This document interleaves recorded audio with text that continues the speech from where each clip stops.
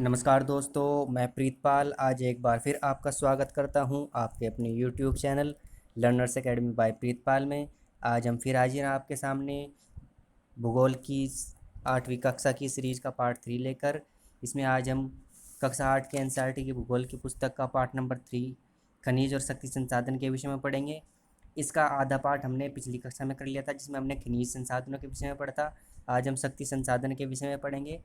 चर्चा शुरू करने से पहले मैं आपको बता दूं कि इस पीडीएफ का लिंक नीचे डिस्क्रिप्शन में दिया जा चुका है। आप वहां से इस पीडीएफ को भी डाउनलोड कर सकते हैं। हमारी अन्य वीडियोस के लिंक भी डिस्क्रिप्शन में दिए गए हैं, आप उन वीडियोस को भी अवश्य जा करके देखें। हमारे चैनल को सब्सक्राइब अवश्य करें, वीडियो को लास्ट तक अवश्य देखें। आइए हम आज की चर्चा शुरू करते हैं शक्ति संसाधन से। तो शक्ति संसाधन है क्या? तो शक्ति संसाधन शुरू करने से पहले मैं आपको बताना चाहूँगा कि शक्ति क्या है, ठीक है ना। शक्ति संसाधन शुरू करने से पहले शक्ति का जानना अति आवश्यक है। तो हम जैसे जानते हैं कार्य करने की दर को शक्ति कहते हैं, अर्थात जिस दर से कार्य किया जाता है उसको क्या कहा जाता है? शक्ति कहा जाता है। अर्थात कोई व्यक्ति इकाई समय में कितना कार्य करता है, उस इकाई समय में किया गया कार्य का मान उस व्यक्ति की शक्ति कहलाता है। अर्थात किसी निश्चित समय के दौरान किसी व्यक्ति द्वारा जितना कार्य किया जाएगा, ठीक है, किसी निश्चित समय के दौरान किसी व्यक्ति द्वारा जितना कार्य किया जाएगा उसको उसकी शक्ति कहा जाएगा। शक्ति या ऊर्जा कहते हैं, ठीक है ना। शक्ति या ऊर्जा, क्लियर बात। शक्ति या ऊर्जा क्या होते हैं? एक दूसरे के पर्याय होते हैं। अब बात करते हैं शक्ति अथवा ऊर्जा हमारे जीवन में बहुत महत्वपूर्ण भूमिका निभाते हैं। वर्तमान समय के अंदर हम अपने दैनिक जीवन में अनेक मशीनों का उपयोग करते हैं जो ऊर्जा से या शक्ति से चलते हैं। तो इसलिए जितनी भी दैनिक जीवन के अंदर हम कार्य करते हैं उनमें ऊर्जा का या शक्ति का बहुत महत्वपूर्ण भूमिका या बहुत अहम योगदान है। हमें उद्योगों के अंदर जितनी भी मशीनें चलती है उसमें शक्ति की ज़रूरत होती है। कृषि यंत्र जिन हम प्रयोग करते हैं उनमें शक्ति की ज़रूरत होती है। परिवहन या यातायात के संचार, यातायात के जितने भी साधन हैं, बस हो, रेल हो, ठीक है, और मोटरसाइकिल हो, कार हो, सब के अंदर शक्ति की ज़रूरत होती है। संचार हो या प्रतिरक्षा तंत्र हो, ठीक है ना। तो शक्ति अहम भूमिका हमारे दैनिक जीवन के अंदर निभाती है। ऊर्जा संसाधनों को विस्तृत रूप में परंपरागत और गैर परंपरागत संसाधनों में वर्गीकृत किया जा सकता है। अर्थात ऊर्जा संसाधनों को दो भागों में बांटा गया है। पहला भाग परंपरागत संसाधन, दूसरा भाग गैर परंपरागत ऊर्जा संसाधन। अब पहले पढ़ेंगे हम परंपरागत ऊर्जा संसाधन के विषय में। परंपरागत ऊर्जा स्रोत, ऊर्जा के वे परंपरागत स्रोत हैं जो लंबे समय से सामान्य उपयोग में लाए जा रहे हैं। ईंधन और जीवाश्मी ईंधन परंपरागत ऊर्जा के दो मुख्य स्रोत हैं। अर्थात ऐसे ऊर्जा के संसाधन जिनको हमारे बाबा दादा या पूर्वज भी प्रयोग में करते थे, उनके पूर्वज भी प्रयोग कर रहे थे और हम भी उनका प्रयोग कर रहे हैं। जिस प्रकार से लकड़ी से खाना पकाया जाता था आदि मानव काल में भी, आदि मानव भी अपने समय में लकड़ी से खाना पकाता था और आज भी हम लकड़ी से खाना पका रहे हैं। ये क्या हो गया? हमारा परंपरागत ऊर्जा का स्रोत हो गया। अर्थात ऐसे स्रोत जो परंपरा से चलते आ रहे हैं ना, जो हमें अपनी पिछली परंपरा से मिले हैं। क्लियर है? और दो मुख्य स्रोत बताए हैं, एक तो ईंधन और एक जीवाश्मी ईंधन। तो सबसे पहले हम बात करेंगे ईंधन के विषय में। लेकिन ईंधन के विषय में बात करने से पहले मैं आपको एक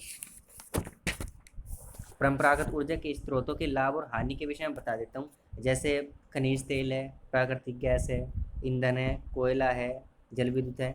इनके अपने अपने कुछ एक लाभ हैं और कुछ एक हानियाँ हैं जिसको हम एक चित्र के माध्यम से समझेंगे।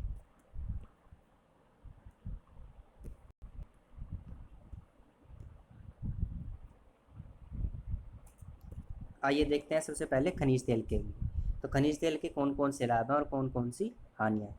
तो लाभ आसानी से परिवहनीय, अर्थात जो खनिज तेल है उसको एक स्थान से दूसरे स्थान पर आराम से या आसानी से ले जाया जा सकता है। पेट्रो रसायन उद्योग का आधार, अर्थात पेट्रोल, डीजल, केरोसिन, मोम, प्लास्टिक सभी किससे बनते हैं? खनिज तेल से बनते हैं। इसलिए ये पेट्रो रसायन उद्योग का आधार है। हानि क्या क्या है? तेल अधिप्लावन एवं गैस रिसाव के कारण ऑक्सीजन का अपचय, अर्थात जब तेल को निकाला जाता है उसके साथ साथ गैस भी निकलती है।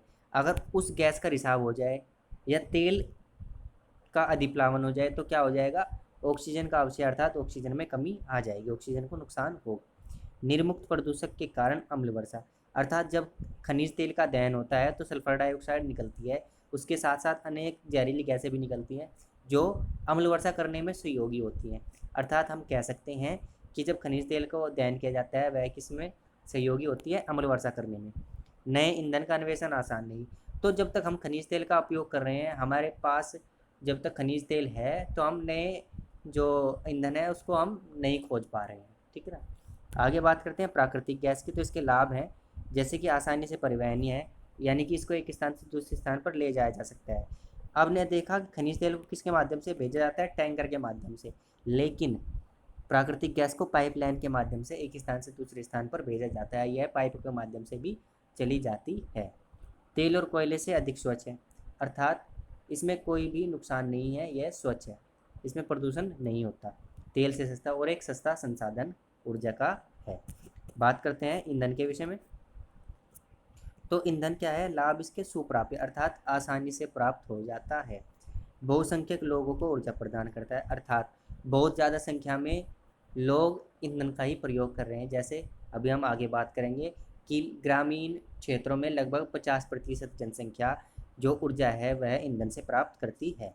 हानि क्या क्या है इसकी, तो संग्रहण में अधिक समय लगता है, अर्थात इसका जब ईंधन को इकट्ठा किया जाता है या लकड़ियों को जब इकट्ठा किया जाता है तो उसमें अधिक समय लगता है, या जब ऊपले गोबर से ऊपले बनाए जाते हैं उनमें भी अधिक समय लगता है। तो इसको इकट्ठा करने में अधिक समय की आवश्यकता होती है। प्रदूषण फैलाने वाला, अर्थात ईंधन से धुआं निकलता है जो प्रदूषण फैलाता है। हरित गृह प्रभाव में वृद्धि करता है, अर्थात जब ईंधन को जलाया जाता है तो अनेक ऐसी जहरीली गैसें या हरित प्रभाव वाली गैसें जैसे कार्बन डाइऑक्साइड और जी आपकी अनेक गैसें निकलती हैं जो कि ग्रीन हाउस इफेक्ट अर्थात हरित गृह प्रभाव में वृद्धि करती है। निर्वनीकरण, अर्थात इनका आसानी से क्या बोल सकते हैं इसको, निर्वनीकरण का अर्थ होता है कि नया नहीं किया जा सकता, अर्थात अगर लकड़ी वन है, वन अगर एक बार समाप्त हो गए तो इतनी जल्दी दोबारा से वन नहीं बनेंगे। बात करते हैं कोयले की। तो इसके लाभ हैं विस्तृत रूप से उपलब्ध है, जो कोयला है वो अभी बहुत ज़्यादा भंडार में हमारे पास है। विद्युत रूपांतर के उपयोग, कोयले से बिजली भी बनाई जाती है, ठीक है। हानि क्या क्या है, प्रदूषण का स्रोत है, जब कोयले का दहन होता है या कोयले से ऊर्जा प्राप्त की जाती है तो प्रदूषण होता है क्योंकि इससे अनेक जहरीली गैसें निकलती हैं। परिवहन के लिए भारी, क्योंकि एक कोयला एक भारी पदार्थ है इसलिए इसको एक स्थान से दूसरे स्थान पर ले जाना आसान नहीं है। जल विद्युत के विषय में बात करते हैं। लाभ क्या है, तो प्रदूषण मुक्त है, तो जल विद्युत जो है उसमें प्रदूषण नहीं होता है। सिंचाई और मत्स्य को बढ़ावा देता है, तो जो जल विद्युत है जब उस पर बांध बनाया जाता है, जल को इकट्ठा किया जाता है तो वह जल सिंचाई में काम आता है और वहाँ पर पास के क्षेत्रों में क्या किया जा सकता है, मछली पालन भी किया जा सकता है। और ये क्या है, एक सस्ता साधन है, लेकिन सस्ता कब होगा, बांध बनने के बाद ये सस्ता रहेगा, उस पर कम खर्चा किया जाता है, लेकिन जब बांध बनता है तो ये अधिक खर्चीला होता है। हानि देखेंगे, स्थानीय समुदाय का विस्थापन, अर्थात जब बांध बनाया जाता है या जल विद्युत प्लांट लगाया जाता है तो आसपास की जो रहने वाली जनसंख्या होती है वहाँ से उसको विस्थापित होना पड़ता है। निम्न क्षेत्रों का उत्प्लावन, जहाँ पर बांध बनाया जाएगा अगर वहाँ पर निचले क्षेत्र हैं तो वहाँ पर क्या हो जाएगा, जल भराव हो जाएगा, जिसको जल प्लावन कहते हैं। स्थापित करने में खर्चीला, अर्थात जब जल विद्युत प्लांट बनाया जाता है तो लगाया जाता है तो उसके लिए बांध बनाए जाते हैं, टरबाइन लगाए जाते हैं, अनेक ऐसे यंत्र जो है, अनेक ऐसे कार्य होते हैं जो किए जाते हैं जिसको स्थापित करने में बहुत ज़्यादा खर्च होता है। तो ये थी आपके ऊर्जा के परंपरागत स्रोतों के लाभ और हानियाँ, ठीक है ना। अब बात करेंगे हम किसके विषय में, तो अब हम बात करते हैं एक एक करके, जैसे ईंधन है, फिर कोयला, पेट्रोलियम और प्राकृतिक गैस, जल विद्युत, इन सब के ये क्या है, इनका उपयोग कहाँ कहाँ किया जाता है, कौन कौन से क्षेत्र इनके उत्पादक हैं या अग्रणी क्षेत्र हैं और भारत में कहाँ पर मिलते हैं, ठीक है। तो समरी पे आ जाते हैं वापस से। तो हम देखते हैं सबसे पहले ईंधन। इसका उपयोग पकाने और ऊष्मा प्राप्त करने के लिए व्यापक रूप से होता है, अर्थात ईंधन का उपयोग खाना पकाने में और ऊष्मा अर्थात गर्मी प्राप्त करने में किया जाता है।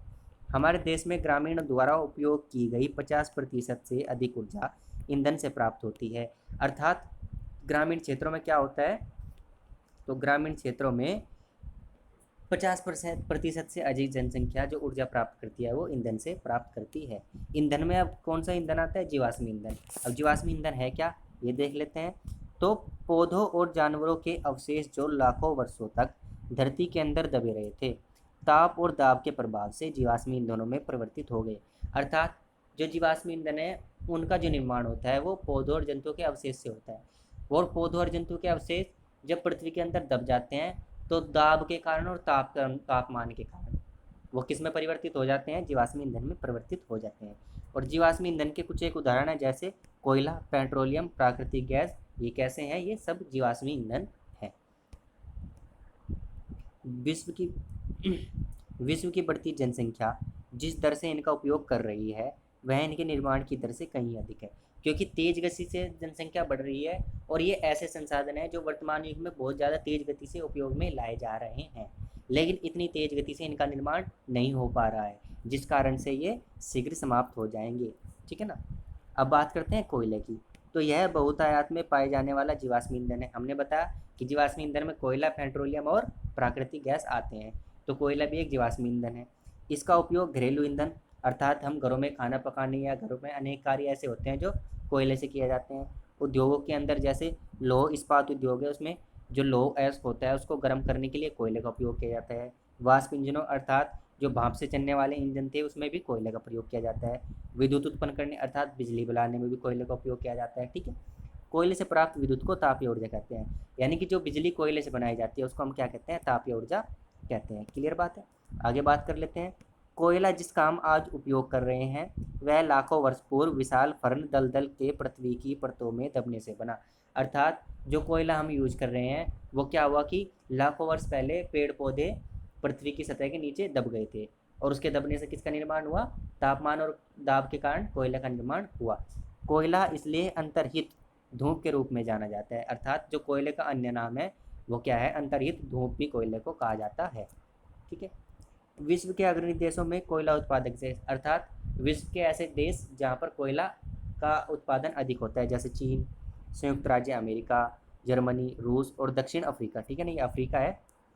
क्लियर बात है। तो कौन कौन से देश हैं ऐसे, तो आपके चीन, संयुक्त राज्य अमेरिका, जर्मनी, रूस, दक्षिण अफ्रीका और फ्रांस, ये हमारे विश्व के कोयला उत्पादन के अग्रणी देश हैं जहाँ पर अत्यधिक मात्रा में कोयला मिलता है। भारत के अंदर कहाँ कहाँ, तो पश्चिम बंगाल जो हमारा राज्य है उसका रानीगंज क्षेत्र। ठीक है ना, पश्चिम बंगाल राज्य का रानीगंज क्षेत्र, झारखंड राज्य का झरिया, धनबाद और बोकारो क्षेत्र। ठीक है ना, झारखंड के 3 क्षेत्र ये वाले, बोकारो, धनबाद और झरिया, और पश्चिम बंगाल का रानीगंज। याद रखेंगे, यहाँ पर कोयला का उत्पादन किया जाता है। अब पेट्रोलियम, तो पेट्रोलियम का है, पेट्रोलियम गाढ़ा काला द्रव होता है। तो ये एक गाढ़ा द्रव होगा जो काले रंग का होगा। यह सैलों की परतों के मध्य पाया जाता है। तो जो जीवाश्म ईंधन है वो किस प्रकार की सैल के मध्य, जो किस प्रकार की सैलों में पाए जाते हैं, ये क्वेश्चन आपसे कर लेता हूँ मैं। याद रखेंगे, ये जितने भी जीवाश्म ईंधन है, कोयला, पेट्रोलियम, प्राकृतिक गैस, ये सभी आपके अवसादी सैलों के अंदर पाए जाते हैं, क्योंकि अब जो पेड़ पौधे और जीवों के अवशेष होते हैं वो अवसादों के नीचे दबने से अवसादी सैलों का निर्माण होता है, और जब वो लाखों वर्षों तक दबे रहते हैं तो उनसे फिर जीवाश्म ईंधन बन जाता है। ठीक है। तो इसी प्रकार से हम कह सकते हैं कि जो जीवाश्म ईंधन है अर्थात कोयला, पेट्रोलियम, प्राकृतिक गैस अवसादी सैलों में पाए जाते हैं। ये क्वेश्चन आपका बहुत इंपॉर्टेंट है, याद रखेंगे। कहाँ पाए जाते हैं जीवाश्म ईंधन, अवसादी सैलों में, अवसादी चट्टानों में। ठीक है। और जो पेट्रोलियम है वो क्योंकि अवसादी सैल परतदार होती है तो उसकी परत के बीच में जो ये पेट्रोलियम है ये पाया जाता है। इसका वेदन अर्थात जब निकाला जाता है तो कहाँ से निकाला जाता है, अपतटीय क्षेत्रों अर्थात समुद्र तट से दूर क्षेत्र जो समुद्र के अंदर होते हैं उनको अपतटीय क्षेत्र कहते हैं। तो अपतटीय क्षेत्रों और तटीय क्षेत्रों से। ठीक है। जो स्थल के किनारे वाला क्षेत्र होगा उसको तो हम क्या कहते हैं, तट कहते हैं। तो तट के क्षेत्रों से निकाले जाते हैं, या फिर समुद्र के अंदर जा करके जो तट के पास वाले क्षेत्र होते हैं वहाँ से इसको वेधन या निकाला जो जाता है, पेट्रोलियम को वहाँ से निकाला जाता है। निकालने के बाद इसको क्या किया जाता है, इसको परिष्करण शाला में भेजते हैं जहाँ पर इसको शुद्ध किया जाता है, क्योंकि पेट्रोलियम अशुद्ध पदार्थ है जो अशुद्ध रूप में हमें प्राप्त होता है। इसको शुद्ध करने के लिए कहाँ भेजते हैं, इसको परिष्करण शाला में भेजा जाता है, जहाँ अपरिष्कृत पेट्रोलियम के प्रक्रमण से विभिन्न तरह के उत्पाद जो अशुद्ध पेट्रोलियम है उससे अनेक प्रकार के उत्पाद एक प्रक्रिया के माध्यम से प्राप्त किए जाते हैं, जैसे कि डीजल, पेट्रोल, मिट्टी का तेल, मोम, प्लास्टिक और स्नेयर। ठीक है ना, ये सब किससे प्राप्त किए जाते हैं, पेट्रोलियम से ये प्राप्त किए जाते हैं। और पेट्रोलियम क्या होता है, एक अशुद्ध रूप होता है जो एक प्रक्रिया के माध्यम से क्या किया जाता है, उसको शुद्ध किया जाता है, और जिसके बाद डीजल, पेट्रोल, मिट्टी का तेल, मोम, प्लास्टिक और स्नेह की हमें सब प्राप्त होते हैं। पेट्रोलियम, इससे बनने वाले उत्पादों को काला सोना कहा जाता है, ठीक है ना। पेट्रोलियम को हम कह सकते हैं काला सोना भी कहते हैं, और ये अधिक मूल्यवान है। पेट्रोलियम विशेषता किन देशों में मिलता है, तो पेट्रोलियम खाड़ी देशों में मिलता है, जो कि है ईरान, इराक, सऊदी अरब और कतर। याद रखेंगे, खाड़ी देशों में ईरान, इराक, कतर और सऊदी अरब, यहाँ पर आपका जो पेट्रोलियम है, खनिज तेल है, वो अधिक मात्रा में मिलेगा। अन्य मुख्य उत्पादक संयुक्त राज्य अमेरिका अर्थात यूएसए, रूस अर्थात रशिया, वेनेजुएला और अल्जीरिया, ठीक है। ये 4 देश हैं जो खाड़ी देशों से अलग है, जहाँ पर आपका जो पेट्रोलियम है वो उसका उत्पादन किया जाता है। भारत के अंदर, तो भारत के अंदर असम में डिगबोई नामक क्षेत्र है, वहाँ पर पेट्रोलियम मिलेगा। और मुंबई का बॉम्बे हाई, यहाँ पर जो है पेट्रोलियम का उत्पादन किया जाता है। और कृष्णा गोदावरी नदियों का डेल्टा, 3 क्षेत्र बताए मैंने। असम का डिगबोई, ये याद रखेंगे। भारत के कॉन्टेक्स्ट में जो भी बात की जाएगी वो आपके लिए बहुत ही ज़्यादा एग्जाम पॉइंट ऑफ व्यू से बहुत ज़्यादा इंपॉर्टेंट होगी। तो जो भी भारत के एस्पेक्ट में बात की जाती है उसको आप बिल्कुल ध्यान से सुने या उसको नोट कर लें। तो असम का डिगबोई नामक क्षेत्र, ठीक है, यहाँ पर पेट्रोलियम का उत्पादन होता है। और मुंबई का बॉम्बे हाई और कृष्णा गोदावरी नदियों का डेल्टा। अब बात करते हैं हम प्राकृतिक गैस के विषय में, ठीक है। प्राकृतिक गैस कहाँ कहाँ मिलती है और कैसे कैसे प्राप्त की जाती है, कौन कौन से देश के अग्रणी उत्पादक है, यानी कि प्रोडक्शन में कौन कौन अहम भूमिका निभाते हैं। प्राकृतिक गैस पेट्रोलियम निक्षेपों के साथ, अर्थात जहाँ पर पेट्रोलियम पाया जाएगा वहीं पर प्राकृतिक गैस भी आपको मिलेगी। तब निर्मुक्त होती है जब अपरिष्कृत तेल को धरातल पर लाया जाता है, अर्थात जब पेट्रोलियम को निकाला जाता है उसी के साथ प्राकृतिक गैस भी निकाली जाती है। इसका प्रयोग घरेलू, अर्थात जो एलपीजी सिलेंडर हम प्रयोग करते हैं घरों में, रसोई गैस जिसको बोलते हैं, तो वो प्राकृतिक गैस है। वाणिज्यिक, यानी कि जो आजकल सीएनजी की बसें या सीएनजी के यातायात वाहन चल रहे हैं वो क्या है, वाणिज्यिक ईंधन हो गया एक तरह से, वो भी प्राकृतिक गैस का एक रूप है, ठीक है। तो हम घरेलू रूप में और वाणिज्यिक रूप में इसका प्रयोग करते हैं। अब कौन कौन से इसके उत्पादक हैं देश, तो रूस, नॉर्वे, यूके और नीदरलैंड। याद रखेंगे, रूस, यूके और नीदरलैंड प्राकृतिक गैस के उत्पादक हैं। आगे बात कर लेते हैं भारत के अंदर, तो भारत के अंदर जैसलमेर, कृष्णा गोदावरी डेल्टा और त्रिपुरा और मुंबई के अपतटीय क्षेत्र। अपतटीय क्षेत्र मैंने बताया था, तट से कुछ दूर समुद्र के अंदर या महासागर के अंदर के क्षेत्र को हम क्या कहते हैं, अपतटीय क्षेत्र कहते हैं। और भारत के अंदर प्राकृतिक गैस कहाँ कहाँ है, तो जैसलमेर, कृष्णा गोदावरी डेल्टा, त्रिपुरा और मुंबई के अपतटीय क्षेत्रों में। विश्व के बहुत कम देशों के पास प्राकृतिक गैस के भंडार है, यानी कि विश्व में बहुत कम मात्रा में प्राकृतिक गैस मिलती है, ठीक है। अब बात करते हैं जल विद्युत के विषय में। बांधों में जल वर्षा, अर्थात नदी जल ऊंचाई से गिराने के लिए संग्रहित किया जाता है, अर्थात जब बांध बनाए जाते हैं तो बांध के पीछे क्या हो जाता है, जल इकट्ठा हो जाता है। बांध के अंदर एक पाइप के द्वारा बहता जल नीचे स्थित टरबाइन के ऊपर गिरता है, यानी कि यहाँ पर एक पाइप लगा दिया जाता है और यहाँ टरबाइन लगा दिया जाता है। इस पाइप से क्या होता है, जल आता है और टरबाइन पर गिरता है, जिससे फिर क्या होता है, घूमते हुए ब्लेड जनरेटर को विद्युत के लिए घुमाते हैं। तो जो टरबाइन जब घूमता है तो ये किससे कनेक्ट होता है, जनरेटर से कनेक्ट होता है, और ये जनरेटर क्या करता है, विद्युत को बनाता है। यह जल विद्युत कहलाती है। क्लियर बात है। इसको हम एक चित्र के माध्यम से समझते हैं, देखिएगा आप। ये आपका जल विद्युत संयंत्र लगा हुआ है, यहाँ पर ये बांध बना है, बांध के पीछे ये जल भंडार है। इस जल भंडार को इस पाइप के द्वारा यहाँ टरबाइन पे गिराया जा रहा है। जब ये पाइप के द्वारा टरबाइन पे गिराया जाता है, और ये टरबाइन क्या है, ये जनरेटर से कनेक्ट है यहाँ पर। तो जब ये टरबाइन पर जल गिरेगा तो ये टरबाइन घूमेगा, ये घूमने से जनरेटर से कनेक्ट होने के कारण जनरेटर क्या करेगा, विद्युत का उत्पादन करेगा, अर्थात विद्युत को उत्पन्न करेगा। और जब ये विद्युत उत्पन्न हो जाती है तो इसको फिर सप्लाई के लिए आगे भेज दिया जाता है। इस प्रकार जल विद्युत बनाई जाती है, ठीक है। तो ये आपका जल विद्युत हो गया। अब जल विद्युत 1/4 विश्व के 1/4 भाग में, अर्थात 1/4 भाग विश्व का, या 25% भाग जो कह सकते हैं, या 25% विश्व के देश क्या कर रहे हैं, जल विद्युत उत्पन्न कर रहे हैं, ठीक है ना। ऊर्जा जो प्राप्त करते हैं वो जल विद्युत से प्राप्त करते हैं। क्लियर बात है। विश्व के अंदर कौन कौन से देश हैं, तो पराग्वे, नार्वे, ब्राज़ील और चीन, ठीक है ना। सही कर लेंगे, ये क्या है, नार्वे। तो कौन कौन से देश हैं जो उत्पादन में अहम भूमिका निभाते हैं जल विद्युत की, तो पराग्वे, नार्वे, ब्राज़ील और चीन ऐसे देश हैं जो विश्व के अंदर अहम भूमिका निभाते हैं इसमें, जल विद्युत के क्षेत्र में। अब बात करते हैं भारत में, तो भारत के अंदर जल विद्युत केंद्र कहाँ कहाँ पर है, तो भाखड़ा नागल बांध पर, गांधी सागर, नागार्जुन सागर और दामोदर नदी घाटी परियोजना। 4 क्षेत्र बताए मैंने आपको, भाखड़ा नागल बांध, गांधी सागर बांध, ठीक है, नागार्जुन सागर और दामोदर नदी घाटी परियोजना, यहाँ पर आपका जल विद्युत केंद्र बनाए गए हैं। अब बात करेंगे हम ऊर्जा के गैर परंपरागत स्रोत। जीवाश्म ईंधनों के बढ़ते उपयोग से ऊर्जा के गैर परंपरागत स्रोतों का अभाव उत्पन्न हो रहा है। अर्थात जितनी तेजी से हम उनका प्रयोग कर रहे हैं, ऊर्जा के जो परंपरागत स्रोत हैं उतनी तेजी से वो बन नहीं रहे हैं, इसलिए वो एक दिन समाप्त हो जाने हैं, ठीक है ना। तो जब समाप्त हो जाएंगे तो उनके अल्टरनेट के तौर पर किसी न किसी को तो यूज किया जाएगा।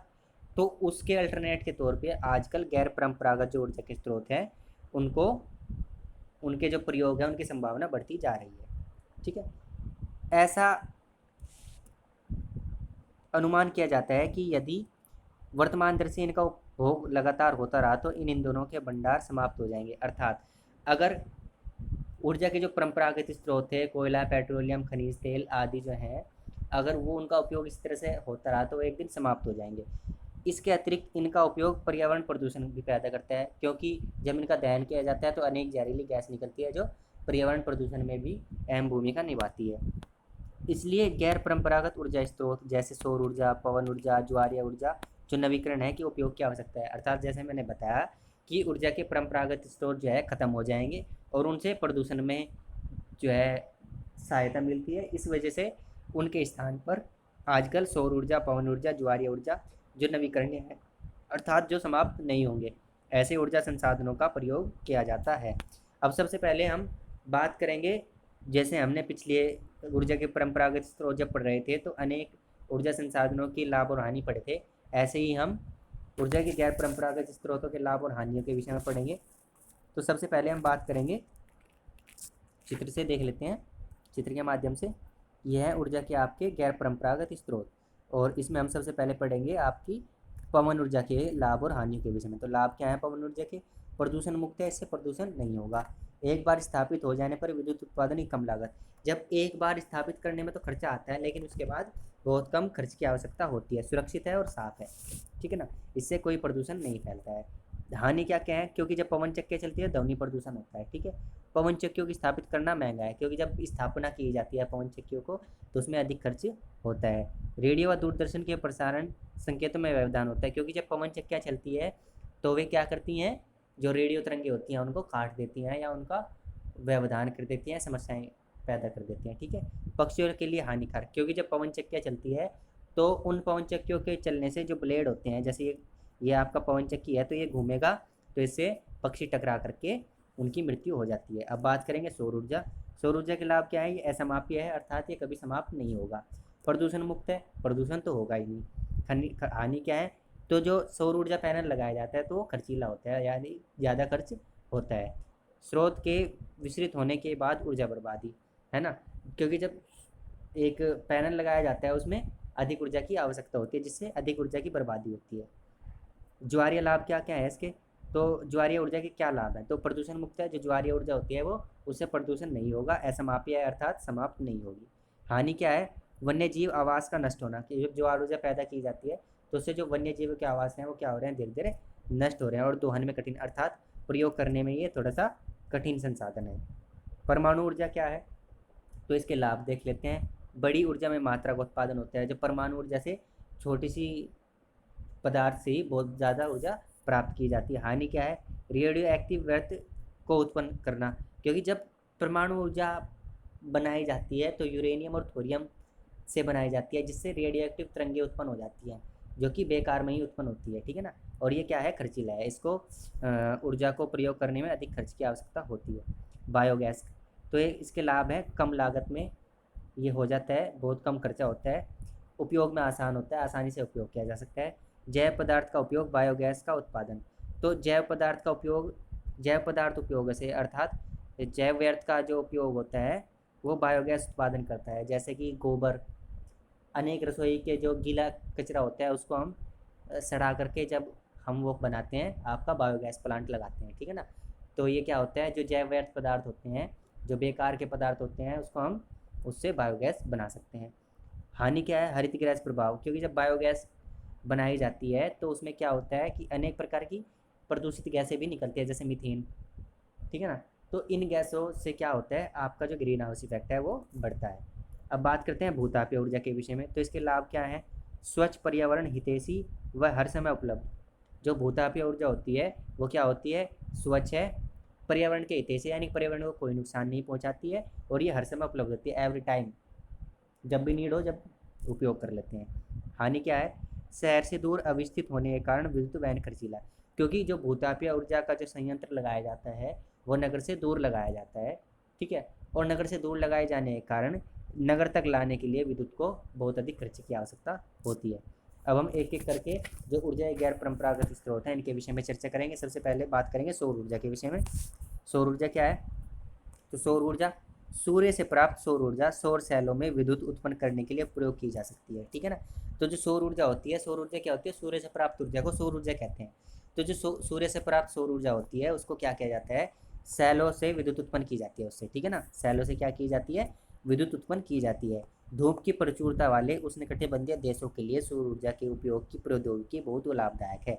अर्थात जो उष्णकटिबंधीय क्षेत्र है, अर्थात ये 0 डिग्री है आपका, और 0 डिग्री पर क्या पड़ेगी, सीधी रेखाएं पड़ेंगी, तो यहाँ पर क्या होगा, तापमान अधिक होगा, यहाँ पर सूर्य की रोशनी ज़्यादा प्राप्त होगी, और जहाँ पर सूर्य की रोशनी ज़्यादा प्राप्त होगी वहाँ पर सौर ऊर्जा भी ज़्यादा प्राप्त होगी। तो जब सौर ऊर्जा ज़्यादा प्राप्त होती है तो ये जो इस क्षेत्र में उष्णकटिबंधीय क्षेत्र में देश पड़ते हैं वहाँ पर क्या है, सौर ऊर्जा बहुत लाभदायक टेक्नोलॉजी है, ठीक है ना। प्रौद्योगिकी का अर्थ होता है टेक्नोलॉजी। सौर ऊर्जा का उपयोग किस किस लिए किया जाता है, तो सौर तापक के रूप में, सौर कुकर के रूप में, सोलर ड्रायर के साथ साथ समुदाय को रोशनी देने और यातायात संकेतों में भी होता है। सौर ऊर्जा का प्रयोग कहाँ कहाँ होता है, तो सौर तापक, सौर कुकर, सोलर ड्रायर और समुदाय को रोशनी देने वाले, आजकल आपने देखा होगा कि जो रोड पर लाइट लगी होती हैं स्ट्रीट लाइट्स, वो भी सौर ऊर्जा से चलती हैं। और यातायात के अनेक संकेत जो रेड लाइट्स वगैरह होती हैं वो भी सौर ऊर्जा के माध्यम से चलने लगी हैं, ठीक है। आगे बात करते हैं पवन ऊर्जा के विषय में। पवन ऊर्जा एक असमाप्य स्रोत है, अर्थात ये समाप्त नहीं होने वाला है। पवन चक्कियों का उपयोग किस लिए किया जाता है, तो अनाजों को पीसने के लिए भी पवन चक्कियों का उपयोग किया जाता है। जल निकालने के लिए चिरकाल से चला आ रहा है, ठीक है ना। तो पवन चक्कियों का उपयोग पुरातन काल से, पुराने समय से अनाजों को पीसने के लिए किया जाता है और जल को निकालने के लिए, जल को जमीन से निकालने के लिए किया जा रहा है। वर्तमान समय में चक्कियों से तीव्र गति से चलती हवाएं पवन चक्कियों को घुमाती है। वर्तमान समय में क्या होता है कि जो पवन चक्कियाँ होती है, जैसे ये है, ये पवन चक्की है, तो ये क्या करेगी, हवा इसको घुमाएगी, जो विद्युत उत्पादन के लिए जनरेटर से जुड़ी होती है। और ये फिर क्या से जुड़ी होती है, ये जनरेटर से जुड़ी होती है, क्योंकि ये जब पंखा घूमेगा तो ये जनरेटर से कनेक्ट होता है और जनरेटर क्या करता है, विद्युत को उत्पन्न करता है, ठीक है। क्लियर है, यहाँ तक तो कोई दिक्कत नहीं है शायद आपको। अब आगे बात करते हैं पवन चक्कियों के समूह से युक्त पवन फार्म तटीय क्षेत्रों और पर्वत घाटियों में जहाँ प्रबल और लगातार हवाएं चलती हैं वहाँ स्थित होते हैं। तो पवन चक्कियाँ कहाँ स्थापित की जाएंगी, जहाँ पर अधिक तेज गति से पवनें चलेंगी, ठीक है ना। और ये कहाँ चलती हैं, तो जो तटीय क्षेत्र होते हैं, ठीक है ना, जो महासागर और समुद्र के पास के जो क्षेत्र होते हैं वहाँ पर, और पर्वत घाटियों में। क्लियर है, यहाँ पर क्या होती है, तेज हवाएं चलती हैं, इसलिए यहाँ पर पवन ऊर्जा के जो या पवन चक्कियों के जो प्लांट लगाए जाते हैं वो वहाँ लगाए जाते हैं। अब पवन फार्म कहाँ कहाँ पर हैं, तो Netherlands, Germany, Denmark, UK, USA और स्पेन, ठीक है ना। कहाँ कहाँ पर है विश्व के अंदर, Netherlands, Germany, Denmark, UK, USA और स्पेन में। ये देश क्या हैं, पवन ऊर्जा के उत्पादक देश हैं। आगे बात करते हैं परमाणु ऊर्जा के विषय में। तो परमाणु ऊर्जा प्राकृतिक तौर से प्राप्त रेडियो सक्रिय पदार्थ जैसे यूरेनियम और थोरियम के परमाणुओं के केंद्रक में संग्रहित ऊर्जा से प्राप्त की जाती है। अर्थात जो परमाणु ऊर्जा होती है वो दो पदार्थों से प्राप्त की जाती है, एक तो यूरेनियम और एक थोरियम। यूरेनियम और थोरियम का जो केंद्रक होता है, ठीक है ना, उसमें ऊर्जा होती है, और उन केंद्रकों से क्या होता है, उन केंद्रकों का विखंडन किया जाता है, ठीक है ना। उन केंद्रकों का क्या किया जाता है, यूरेनियम और थोरियम के जो केंद्रक होते हैं उनको तोड़ा जाता है, और जब तोड़ा जाता है तो उससे ऊर्जा निकलती है, ठीक है ना। इसको हम परमाणु ऊर्जा कहते हैं। ये पदार्थ नाभिकीय रिएक्टरों में नाभिकीय विखंडन से गुजरते हैं और उत्सर्जन ऊर्जा की प्राप्ति होती है। तो जब थोरियम और यूरेनियम के जो केंद्रक होते हैं उसको क्या किया जाता है, उनको विखंडन किया जाता है ना, उनका विखंडन करते हैं, कहाँ पर, नाभिकीय रिएक्टरों में उनका विखंडन किया जाता है। उसके बाद क्या होती है, ऊर्जा का जो है उत्सर्जन होता है। परमाणु ऊर्जा के सबसे बड़े उत्पादक संयुक्त राज्य अमेरिका और यूरोप हैं। तो जो दो बड़े देश हैं तो यूएसए और यूरोप है। भारत में राजस्थान और झारखंड में। इसके लिए एक चीज़ हो रहा है, जो परमाणु ऊर्जा है वो दो पदार्थों पर निर्भर है, यूरेनियम और थोरियम, ठीक है ना। तो जहाँ पर इन पदार्थों की अधिकता होगी और जहाँ पर प्रौद्योगिकी अर्थात टेक्नोलॉजी अच्छी होगी तो वहाँ पर क्या होगा, आपका परमाणु ऊर्जा संयंत्र या परमाणु ऊर्जा का उत्पादन किया जा सकता है। अभी तो और यूरोप में इसके प्लांट लगाए गए हैं। भारत में राजस्थान और झारखंड के अंदर क्या है, यूरेनियम के विशाल निक्षेप हैं, ठीक है ना। भारत में कहाँ पर है, यूरेनियम के विशाल निवेश झारखंड और राजस्थान के अंदर। और थोरियम कहाँ पर मिलता है भारत में? तो केरल के जो मोनोजाइट बालू होता है, केरल के अंदर एक बालू मिलती है, जो बालू मिट्टी होती है, मोनोजाइट बालू में क्या पाया जाता है? थोरियम पाया जाता है, ठीक है ना। और भारत के अंदर, भारत में कहाँ कहाँ परमाणु ऊर्जा के केंद्र स्थित है? तमिलनाडु का जो कलपक्कम क्षेत्र है, ठीक है ना, कलपक्कम क्षेत्र है तमिलनाडु के अंदर, और महाराष्ट्र का तारापुर, और राजस्थान के कोटा के निकट राणा प्रताप सागर। राजस्थान में कहाँ? कोटा के निकट एक राणा प्रताप सागर है वहाँ पर, और उत्तर प्रदेश में नरोरा, और कर्नाटक में केगा। याद रखेंगे, ये बहुत इंपॉर्टेंट पॉइंट है आपका। परमाणु ऊर्जा केंद्र भारत के अंदर कहाँ कहाँ पर हैं? तो तमिलनाडु के कलपक्कम में, महाराष्ट्र के तारापुर में, राजस्थान के कोटा के निकट राणा प्रताप सागर में, उत्तर प्रदेश के नरोरा में, और कर्नाटक के कैगा में। यहाँ पर क्या किए गए हैं? आपका जो परमाणु ऊर्जा संयंत्र है वो लगाए गए हैं। परमाणु ऊर्जा संयंत्र से मैं एक आपको दिखा देता हूँ एक चित्र, जहाँ जिसके माध्यम से आप अच्छे से समझ जाएंगे परमाणु ऊर्जा के विषय में। आप ये देख सकते हैं, ये परमाणु ऊर्जा संयंत्र है। ये जो है, ये नाभिकीय रिएक्टर है, और इसके अंदर क्या डाला गया है? आपका यूरेनियम और थोरियम के यहाँ पर आपके केंद्रक डाले गए हैं, और उसमें फिर गर्म जल को भरा जाता है। और गर्म जल से फिर क्या होती है, जब यहाँ पर अंदर ऊर्जा उत्पन्न होगी तो ये जल क्या हो जाएगा? गर्म हो जाएगा। यहाँ पर जल को डाला गया, जब ऊर्जा उत्पन्न हुई तो ये जल गर्म हुआ, और इस जल के गर्म होने से फिर क्या हुआ? ये जल वापस इसमें आया, तो यहाँ पे भाप बनी, और ये भाप क्या हुई? इस पाइप के माध्यम से टरबाइन पर जाकर टकराती है, और जब ये भाप टरबाइन से जाकर टकराती है तो ये टरबाइन घूमता है, और टरबाइन घूमने से ये जनरेटर से कनेक्ट होने के कारण ये जनरेटर क्या करता है? विद्युत को उत्पन्न करता है। एक बार और समझ लेते हैं, एक बार और देख लीजिए आप। ये क्या है? आपका नाभिकीय रिएक्टर है, और इस नाभिकीय रिएक्टर में अंदर की तरफ क्या होता है? यूरेनियम और थोरियम के केंद्रक होते हैं, और उसमें चारों तरफ जल भरा होता है। और जब ये केंद्रक का विखंडन होता है, यूरेनियम और थोरियम के केंद्रक का जब विखंडन होगा, जब उसको तोड़ा जाएगा, तो वो क्या करता है? ऊर्जा उत्पन्न करता है। इस ऊर्जा से जो जल होता है वो गर्म हो जाता है। फिर ये गर्म जल जो है इधर से भी जाता है, इधर से जा करके ये, क्योंकि गर्म जल है, ऊपर उठेगा, ऊपर उठ करके इस पाइप से नीचे जाएगा, और इस गर्म जल के साथ साथ भाप भी होगी। तो ये क्या होगा? जो भाप होगी वो इस पाइप में चली जाएगी, जो व्हाइट कलर का दिख रहा है, और जल वापस से आकर के वापस इसमें चला जाएगा।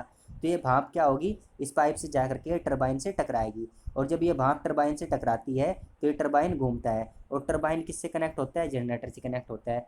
तो टरबाइन घूमने से, जनरेटर से कनेक्ट होने के कारण क्या होती है? विद्युत या बिजली उत्पन्न होती है, ठीक है ना। इस प्रकार से परमाणु ऊर्जा प्राप्त की जाती है। आगे बात करते हैं भूतापीय ऊर्जा के विषय में। तो भूतापीय ऊर्जा है क्या? ताप ऊर्जा को पृथ्वी से प्राप्त की जाती है, भूतापीय ऊर्जा कहलाती है। ऐसी ताप ऊर्जा, ठीक है ना, ताप ऊर्जा का टेम्परेचर वाली ऊर्जा, तापमान वाली ऊर्जा, ठीक है ना, जो कहाँ से की जाए? पृथ्वी की सतह से प्राप्त की जाए, उसको क्या कहेंगे? हम भूतापीय ऊर्जा कहेंगे। पृथ्वी के अंदर गहराई बढ़ने के साथ साथ तापमान में लगातार वृद्धि होती जाती है। जैसे जैसे हम पृथ्वी के अंदर जाते हैं, वैसे वैसे क्या होता है? तापमान बढ़ता चला जाता है। कभी कभी यह तापमान ऊर्जा भू सतह पर गर्म जल के झरनों के रूप में भी प्रकट हो सकती है। कई बार क्या देखते हैं हम? गर्म जल के जो झरने दिखाई देते हैं, तो वो किसका उदाहरण है? आपका ये भूतापीय ऊर्जा का ही उदाहरण आपको देखने को मिलते हैं। यह ताप ऊर्जा शक्ति उत्पादन करने में प्रयोग की जाती है। तो इस ताप ऊर्जा जो भूतापीय ऊर्जा है, इसका प्रयोग किस में किया जाता है? शक्ति उत्पादन में प्रयोग किया जा सकता है।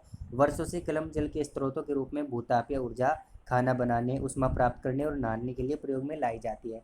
तो वर्षों से जो भूतापीय ऊर्जा है उससे क्या होता है? आपने देखा होगा, अभी बताया, जो गर्म जल के झरने होते हैं उनसे फिर क्या किया जाता है? उनसे खाना बनाया जाता है, ऊष्मा प्राप्त की जाती है, और उस जल का नहाने के लिए प्रयोग किया जाता है। यूएसए विश्व का सबसे बड़ा भूतापीय ऊर्जा संयंत्र है। यूएसए के अंदर, संयुक्त राष्ट्र अमेरिका के अंदर क्या है? विश्व का सबसे बड़ा भूतापीय ऊर्जा संयंत्र अर्थात प्लांट है। न्यूजीलैंड, आइसलैंड, फिलीपींस और मध्य अमेरिका, ये अन्य देश भी हैं जहाँ पर भूतापीय ऊर्जा के प्लांट लगाए गए हैं। भारत में कहाँ पर है? तो भारत में हिमाचल प्रदेश का मणिकरण और लद्दाख का पूगा घाटी, ठीक है, याद रखेंगे। भारत के अंदर जो भूतापीय ऊर्जा के संयंत्र या भूतापीय ऊर्जा के जो प्लांट है वो कहाँ पर हैं? तो वह हिमाचल प्रदेश का मणिकरण क्षेत्र है, और लद्दाख का पूगा घाटी, यहाँ पर आपको भूतापीय ऊर्जा के संयंत्र देखने को मिल जाएंगे। इसका चित्र हम आपको दिखा देते हैं भूतापीय ऊर्जा का।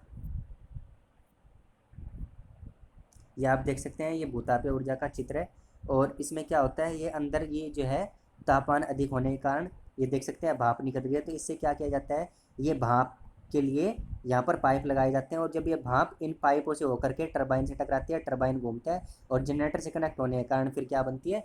फिर से बिजली बनती है या शक्ति प्राप्त होती है। क्लियर बात है? क्या होता है? इन पाइपों के माध्यम, जो पाइप हैं वो अंदर डाल दिए जाते हैं पृथ्वी की सतह के, और जो भाप होती है वो इन पाइपों के माध्यम से, ठीक है ना, ये पाइप जो है पृथ्वी की सतह के अंदर डाल दिए जाते हैं।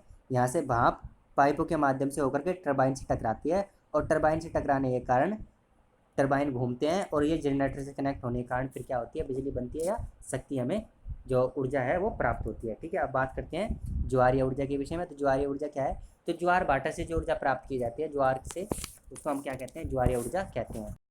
जैसे कि अभी देख लेते हैं, ज्वार से उत्पन्न ऊर्जा को ज्वारीय ऊर्जा कहा जाता है। क्लियर है। जल के उठने से, जल के उठने को, समुद्री जल का जो उठना होता है उसको हम क्या कहते हैं, ज्वार कहते हैं। तो जल के उठने से जो ऊर्जा प्राप्त होती है उसको ज्वार ऊर्जा कहेंगे। इस ऊर्जा का विद्वहन समुद्र के संक्रेय मुहाने में बांध के निर्माण से किया जाता है। तो जो समुद्र का जो मुहाना होता है, जो समुद्र का जो किनारा होता है, जहाँ पर नदियाँ क्या करती हैं, जहाँ पर नदियाँ समुद्र में मिलती हैं, यहाँ पर नदी आई, ये समुद्र में मिलेगी यहाँ पर इस किनारे पर, तो ये क्या होगा, मुहाना हो गया। यहाँ पर क्या किया जाता है, बांध बनाए जाते हैं, और इस बांध से क्या किया जाता है, इस ऊर्जा को प्राप्त किया जाता है। ठीक है। उच्च ज्वार के समय ज्वारों की ऊर्जा का उपयोग बांध में स्थापित टरबाइन को घुमाने के लिए किया जाता है। तो जब ज्वार आते हैं, तो ज्वार आने के बाद क्या होता है, ज्वार से पानी ऊपर आता है, और पानी ऊपर आने से टरबाइन घूमते हैं, और टरबाइन घूमने से क्या होता है, टरबाइन जनरेटर से कनेक्ट हो जाता है, और टरबाइन जनरेटर से कनेक्ट होने के कारण विद्युत का उत्पादन उससे होता है। ठीक है, अभी हम इसको भी एक चित्र के माध्यम से देख लेते हैं। आप ये देख सकते हैं, ये ज्वारीय ऊर्जा है। तो जब ज्वार आएंगे, तो ज्वार आने से क्या होगा, टरबाइन घूमेगा, टरबाइन घूमने से जो कि ये जनरेटर से कनेक्ट होगा, और जनरेटर से फिर क्या हो जाएगी, हमें विद्युत उत्पादन हमारा हो जाएगा। ठीक है, याद रखेंगे। आगे बात कर लेते हैं। तो जो ज्वार भाटा के हैं वो कहाँ कहाँ मिलते हैं, तो रूस और फ्रांस। ठीक है ना, कहाँ कहाँ पर, तो जो ज्वारीय ऊर्जा के जो संयंत्र है वो कहाँ कहाँ पर है, रूस और फ्रांस में। और भारत के अंदर कच्छ की खाड़ी जो है, भारत जो है कच्छ की खाड़ी के अंदर, वहाँ पर जो है ज्वारीय मील हमें मिल जाती है। निम्न ज्वार भाटा का उपयोग विद्युत उत्पन्न करने में होता है। तो जो निम्न ज्वार भाटा आता है उसका उपयोग किस लिए होता है, तो उसका उपयोग विद्युत को उत्पन्न करने के लिए किया जाता है। अब हम बात करते हैं, ये सबसे लास्ट हमारा रह गया है ऊर्जा के गैर परंपरागत स्रोतों में से, जो कि है बायोगैस। बायोगैस के विषय में हम बात करते हैं। तो आप देख सकते हैं, बायोगैस जैविक अपशिष्ट जैसे मृत पौधे, जंतुओं के अवशेष, पशुओं का गोबर, रसोई के अपशिष्ट को गैसीय ईंधन में बदला जाता है, ऐसे बायोगैस कहते हैं। अर्थात जितने भी जैविक अपशिष्ट होते हैं, जैसे कि मरे हुए पौधे या जीव जंतु, या फिर पशुओं का गोबर, या फिर रसोई में से निकला कूड़ा, है ना, रसोई का जो अपशिष्ट होता है, उसको हम क्या करते हैं, गैसीय ईंधन में बदल देते हैं। इसको क्या कहेंगे, हम बायोगैस कहेंगे। ठीक है ना। इसके लिए भी मैं आपको पहले इसका समरी बता देता हूँ, फिर दिखाता हूँ इसका चित्र। जैविक अपशिष्ट बैक्टीरिया द्वारा बायोगैस संयंत्र में अपघटित होते हैं।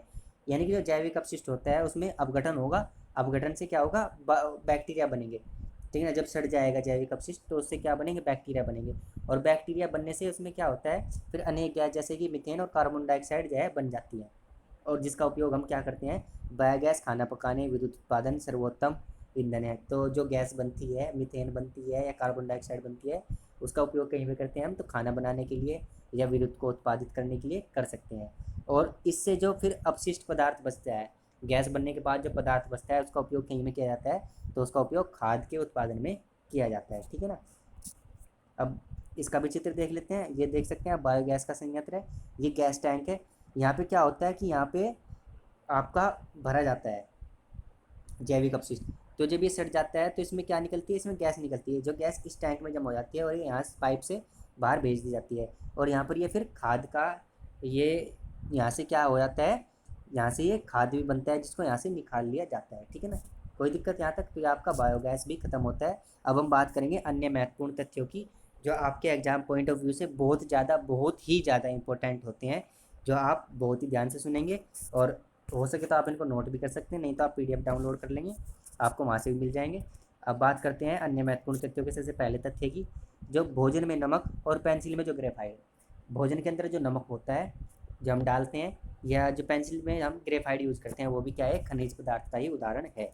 सेल खनिज अवयवों के अनिश्चित संगठन वाले एक या एक से अधिक खनिजों का समूह है। तो जो सेल होते हैं, जो चट्टान होती है, उसमें क्या होता है, उसमें खनिज पदार्थ होते हैं। ये तो एक खनिज होगा, या फिर अनेक खनिजों का क्या होता है, उसमें समूह होता है। ठीक है। सेल जिससे खनिजों का खनन किया जाता है उसे अयस्क कहा जाता है। तो जिस सेल से खनिज निकाला जाएगा उसको क्या कहेंगे, हम अयस्क कहेंगे। ठीक है ना। जैसे लोह अयस्क है, लोह अयस्क क्या होता है, एक चट्टान के रूप में होता है, उसको गर्म करके फिर लोहे को बनाया जाता है। क्लियर है? तो जहाँ से खनिजों का खनन होगा उसको हम क्या कहेंगे, अयस्क कहेंगे। लगभग 2800 से अधिक खनिजों की पहचान की जा चुकी है। कितने? 2800 से अधिक खनिजों को पहचाना जा चुका है, लेकिन 100 अयस्क खनिज समझे जाते हैं। ठीक है, लेकिन सिर्फ इनमें से 100 ही खनिजों को अयस्क के रूप में माना गया है। ठीक है, जिस सेल में तांबा होता है उसका रंग नीला प्रतीत होता है।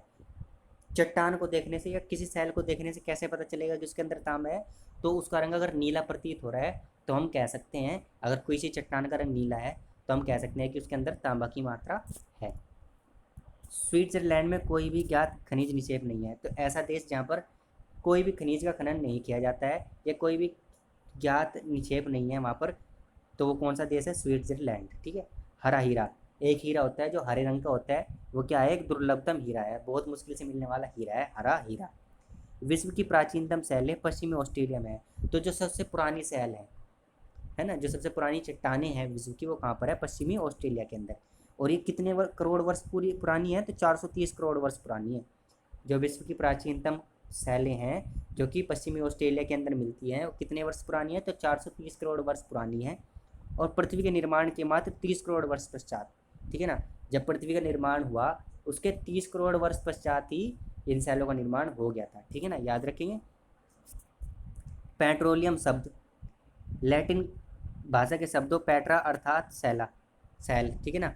पेट्रोलियम शब्द लैटिन भाषा के दो शब्दों से मिलकर बना है, पेट्रा और ओलियम। पेट्रा का अर्थ होता है सैल और ओलियम का अर्थ होता है टेल, तेल। ठीक है ना, पेट्रोलियम दो शब्द से मिलकर बना है लैटिन भाषा के, पेट्रा और ओलियम। पेट्रा का अर्थ होता है सेल, सैल, और ओलियम का अर्थ होता है तेल। और अगर दोनों शब्दों का अर्थ मिलाया जाए तो उसको क्या कहेंगे? सैल तेल। ठीक है ना, पेट्रोलियम का अगर अर्थ लैटिन भाषा में क्या निकलता है? सैल तेल। याद रखेंगे, पेट्रोलियम लैटिन भाषा के दो शब्दों पेट्रा और ओलियम से मिलकर बना है। पेट्रा का अर्थ होता है सेल और ओलियम का अर्थ होता है तेल, अर्थात सैल तेल। पेट्रोलियम का पूरा अर्थ क्या हो गया? सैल तेल। आगे बात करते हैं संपीड़ित प्राकृतिक गैस अर्थात सीएनजी। ठीक है, संपीड़ित प्राकृतिक गैस अर्थात सीएनजी और एलपीजी लिक्विड पेट्रोलियम गैस। ठीक है, द्रव प्राकृतिक गैस जिसको हम बोलते हैं लिक्विड पेट्रोलियम गैस, ये क्या होती है? एक प्रचलित पर्यावरण हितैषी ऑटोमोबाइल ईंधन है। ये क्या है? पर्यावरण हितैषी अर्थात पर्यावरण को कोई नुकसान नहीं पहुंचाती है। ऑटोमोबाइल ईंधन है अर्थात जो बस, कार, ठीक है, इत्यादि ऑटोमोबाइल के साधनों में प्रयोग किया जाता है। और यह पेट्रोलियम और डीजल की तुलना में कम प्रदूषण करती है, यह प्रदूषण बहुत कम मात्रा में करती है, इसलिए इसको पर्यावरण हितैषी कहा जाता है। ठीक है, विश्व का पहला जल विद्युत उत्पन्न करने वाला देश कौन था? नॉर्वे। तो जहाँ पर जल विद्युत संयंत्र सबसे पहले लगाया गया था, यह जल से जो बिजली बनाई गई थी वो सबसे पहले कहाँ पर बनाई गई थी?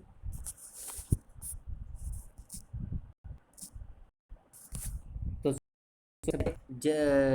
जो बिजली बनाई गई थी वो नॉर्वे के अंदर बनाई गई थी। ठीक है ना, विश्व का प्रथम सौर और पवन चालित बस अड्डा, यानी कि सौर ऊर्जा से चलने वाला और पवन ऊर्जा से चलने वाला जो बस अड्डा है वो कहाँ पर है? स्कॉटलैंड के अंदर है। याद रखेंगे, विश्व का पहला विद्युत उत्पन्न करने वाला देश क्या था? नॉर्वे था, जल विद्युत उत्पन्न करने वाला। और सौर ऊर्जा से और पवन ऊर्जा से चलने वाला बस अड्डा कहाँ पर है? स्कॉटलैंड में। विश्व का पहला ज्वारीय ऊर्जा स्टेशन, जो ज्वारीय ऊर्जा से चलता है, ऐसा ऊर्जा स्टेशन कहाँ पर था? तो फ्रांस, है ना। जो ज्वारीय ऊर्जा का जो प्लांट है वो कहाँ पर लगाया गया था? तो फ्रांस के अंदर इसको लगाया गया था। आज की कक्षा में हम इतना ही करेंगे। इस कक्षा में आपका जो पाठ नंबर 3 है भूगोल की कक्षा 8 का, खनिज और शक्ति संसाधन, ये आपका कंप्लीट हो गया है। इस पाठ को हमने 2 कक्षाओं में कवर किया है। पहला था 3A, पार्ट 3A और पार्ट 3B में। तो आप दोनों ही पार्ट को अवश्य देखेंगे। हमारी वीडियो को लास्ट तक देखने के लिए आपका बहुत बहुत धन्यवाद। चैनल को सब्सक्राइब अवश्य करें। चैनल का नाम है learners academy by Pritpal. Bell icon पर प्रेस जरूर करें। बेल आइकन प्रेस करने के बाद आपके सामने 3 ऑप्शन आएंगे, उसमें से आपको ऑल का ऑप्शन सेलेक्ट करना है। इससे आपको आगे आने वाली सभी वीडियोज़ की नोटिफिकेशन मिल जाया करेंगे। हमारी वीडियोज़ को अपने मित्रों तक ज़्यादा से ज़्यादा शेयर करें। धन्यवाद।